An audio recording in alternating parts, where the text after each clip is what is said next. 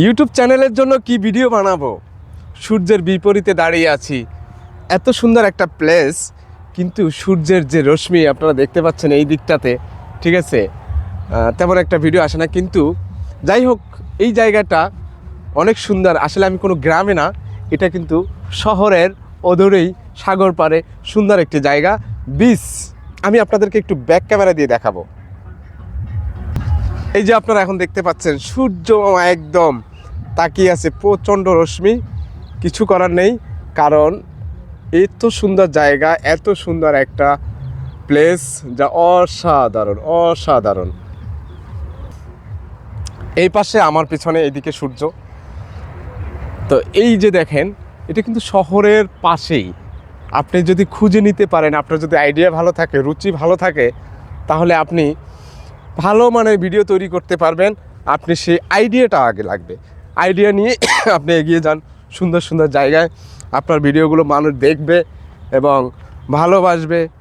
আর একটা কথা বলি, আপনারা সাবস্ক্রাইব করেন, এই কথাটা কখনোই ইউজ করবেন না। যারা আপনি জোর করে কখনো ভালোবাসা পাবেন না, সেটা যেখানেই হোক। আপনি বলবেন, মানুষ আপনাকে ভালোবাসবে। আপনি ভিডিও দিবেন, আর সেই ভালোবাসা আর এই ভালোবাসা অনেক ডিফারেন্স। সুতরাং সুন্দর সুন্দর ভিডিও তৈরি করে আপনি যখন আপলোড দিবেন, মানুষ আপনার ভিডিও খুঁজবে, আপনাকে খুঁজবে। আপনার খুঁজতে হবে না আমার চ্যানেলটা কেন গ্রো করতেছে না, কেন সাবস্ক্রাইব বাড়তেছে না, কেন এটা হচ্ছে না, কেন ওয়াচ টাইম ফিল আপ হচ্ছে না।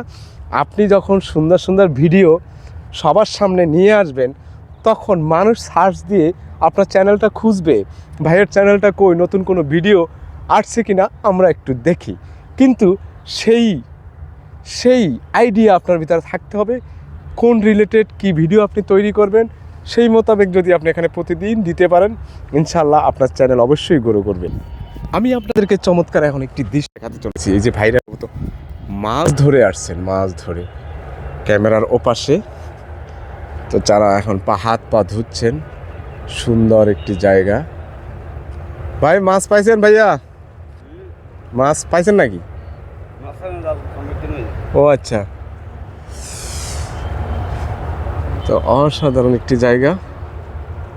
এই যে ওনারা হাত ধুচ্ছে অনেক কষ্ট করে, ওই যে নদীটা ওই দিকে, ঠিক আছে। আমার এই মোবাইলে ক্যামেরা দিয়ে এতদূর জুম করা সম্ভব না, আপনাদেরকে একটু করে দেখাচ্ছি। এই যে